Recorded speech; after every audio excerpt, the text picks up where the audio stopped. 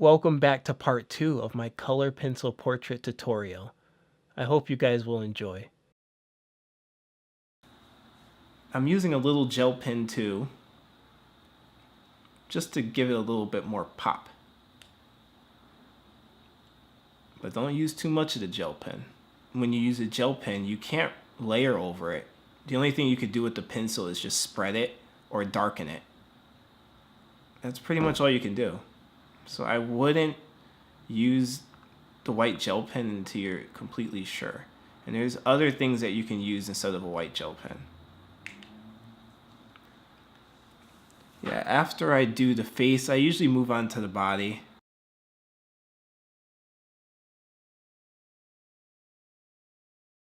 Or I move on to the skin tone. I try to eliminate all of whatever I'm using first.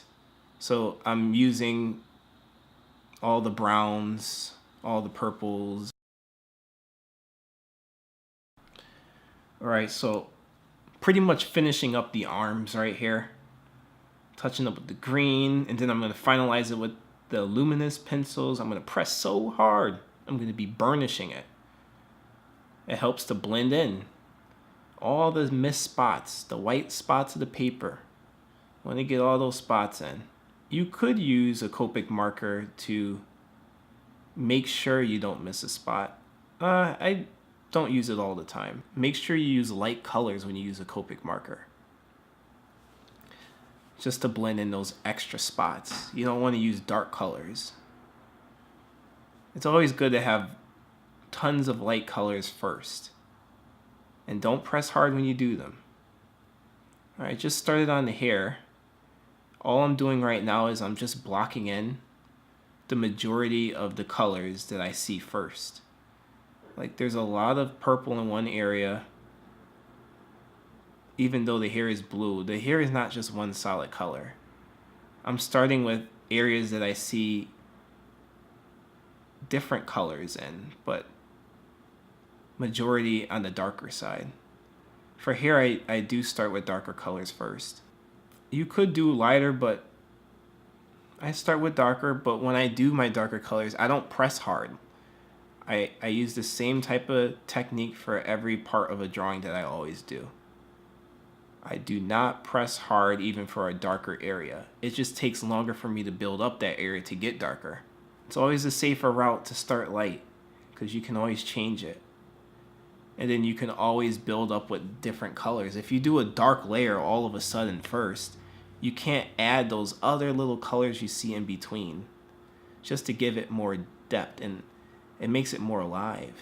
So I do use a little black in between some of the darkest spots on the hair. But I mix the black. I do pretty much a light layer of black. Yeah, so I'm blocking in where I want majority of the strands to go. You don't have to get every little fiber of hair. That's not the goal. Nobody is going to sit there and spend hours getting every little fibers of hair, and it probably won't end up looking the way you want if you do that too. Because even in the photo, can you see every strand of hair? I don't think you can. Only draw what you can see. Draw the obvious points too. If you see some strands of hair that are visible, you can draw those strands of hair, but you don't have to draw all of them. Just draw the ones that pop out the most. Make sure when you color in the hair to stay in the same direction. If the hair is flowing downward, you don't want to draw horizontal. You don't want to shade it in horizontal. You want to shade it in the direction the hair is going. Because the strands of hair, you need to make it look believable. People may not see it from a distance, but when you look close up at it, it won't look like hair because your hair is going in different directions. You want to show it coming from one origin, which is the head.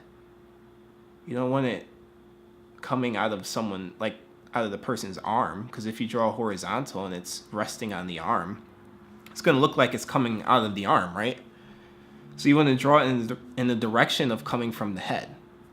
So keep the direction consistent. Yeah, so I chose to use the color blue for her hair because I thought it would be different and it would pop out a lot more since she's a princess from a galaxy. I was thinking originally to do green hair. I put it into Photoshop. I saw what it looked like. It actually looked pretty good. But blue is one of my favorite colors, and I was like, hey, I might as well just try the blue. And I put it on just to demo test it out in Photoshop to see what it looks like. And to me, after spending 20 minutes deciding green or blue, I decided to do blue. It just looked to me like it would pop more. I wanted something that would catch the eye of the viewer. And I knew that blue hair could probably do the trick. Oh, I wasn't thinking just about people too. I just did it for myself because I don't see people with weird color hairs like that. So maybe a princess from another galaxy would have something like that. That's pretty much why I drew the hair in that weird color. I add some browns in her hair too. Right where the reflection stops, I put some strands of brown. I used about 3 different brown colors. Like I said, it doesn't matter which ones they are.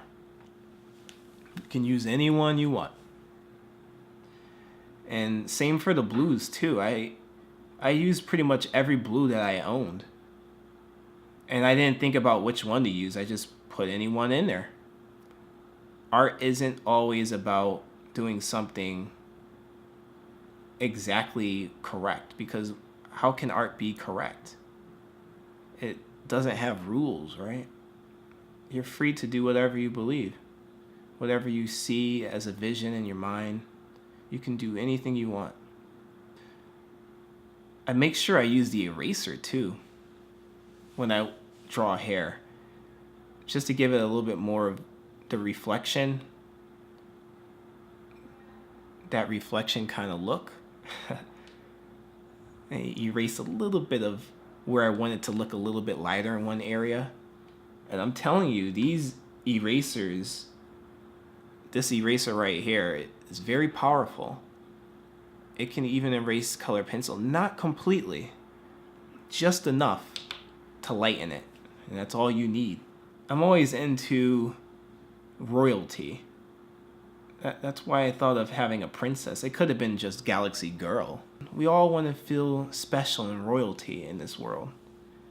And I pretty much see that in everybody. There is a sense of royalty. Everybody is important in this world. So the Galaxy Princess was just a thought that I seen a long time ago in my mind. After seeing a picture in a magazine, that's pretty much where I found the model in this drawing here. I found her in a magazine. I don't know her name. I pretty much scanned it in. That's where I got her face from. I didn't create that face. I found her whole setup in the magazine. Her hair was the same way. The only thing I changed was the color in her hair, the color of her skin. Her skin is definitely not that color. I changed her shirt, her blouse. It was completely different than that. And that's where I came up with the idea of adding a galaxy effect, like a double exposure there. You know, I just spent time fooling around on Photoshop, putting different things together. And I thought it would be something interesting if you saw a woman with blue hair and have galaxies around her. That was before I thought of the idea to have a galaxy shirt, blouse. So I don't want to draw a background with a galaxy because that's been done before many times. And double exposure has been done too. I said, why wouldn't I just add like a double exposure galaxy? Where can I put that? The shirt could be kind of boring if I just draw it the way it is. Let me just put it on the shirt then. Tested it out in Photoshop and it looked pretty good. I said, all right, let me go for it. Don't cheat. Don't rush. These drawings take time. They take many hours.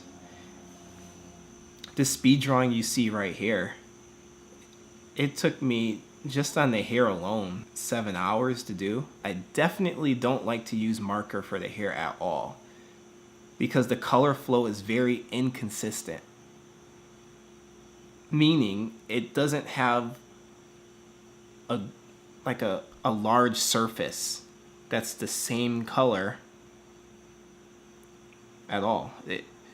Every inch of it has different strands, and the way to show the strands is to add different colors. And so if I used a marker to just build on one of the layers, it would still kind of look like the hair is one color, and it wouldn't show the strands much. It could actually even hide the strands.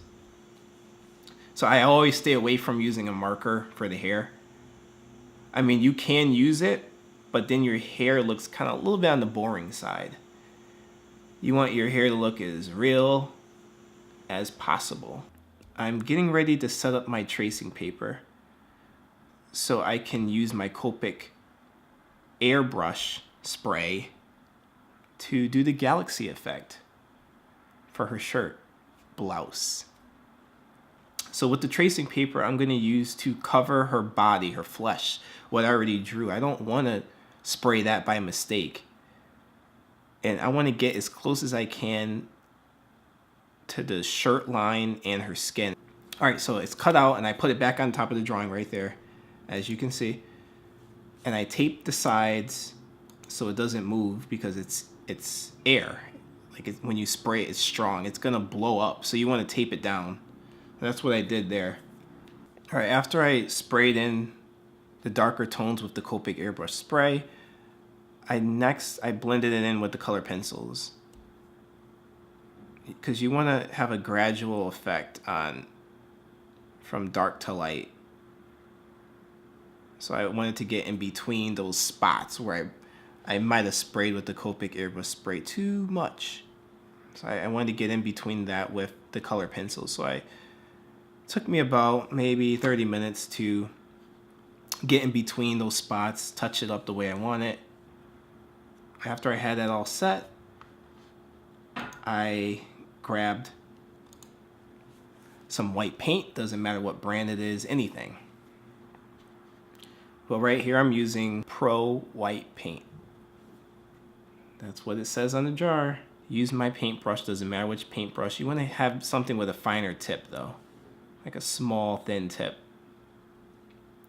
But I'm using two different tips there, so that's why you see two paintbrushes in my hand. I'm just touching up little spots, putting dots wherever I want it to. So that pretty much concludes part 2 for the Galaxy Princess. Thanks again everybody for watching. I truly appreciate it, and thank you for subscribing and liking and commenting. I can never express how happy I am that I started this channel, and you guys been so generous to me and caring, and you really want to know what I'm doing. Truly appreciate that. I'll see you in the next video next Friday. Peace.